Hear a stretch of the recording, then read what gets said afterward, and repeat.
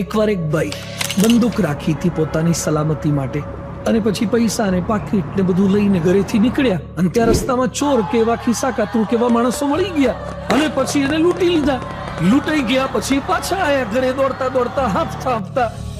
પત્નીએ કીધું શું થયું?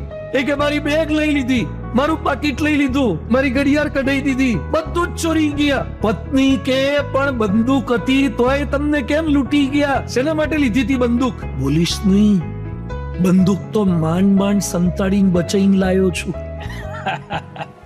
બધું લૂંટાઈ જાય, સદાચાર જાય, પવિત્રતા જાય, પ્રમાણિકતા જાય, વ્યસન આવી જાય, દુરાચાર આવી જાય, દારૂ આવી જાય, માંસાહાર આવી જાય, સદ્ગુણો માત્રનું હરણ થઈ જાય, અને છતાં તમે એક ખાલી ઠૂઠું પકડી રાખો. મેં કંઠી માંડ બચાવી છે, મેં ચિહ્ન માંડ બચાવ્યું છે, મેં કપડા માંડ બચાવ્યા છે. ખાલી કપડાથી કે ચિહ્નથી સનાતન ધર્મ ટકતો નથી. તમારા રોયના કણે કણમાં, તમારી વાણીના અક્ષરે અક્ષરમાં, તમારા વર્તનની અંદર, તમારી સમજમાં સમગ્ર વિશ્વ તમને પોતાનું મનાય. કોઈ શત્રુ ન દેખાય તો તમે સનાતની છો. અયમ નિજા પરો વ્યક્તિ ગણના લઘુ ચેતસામ ઉદાર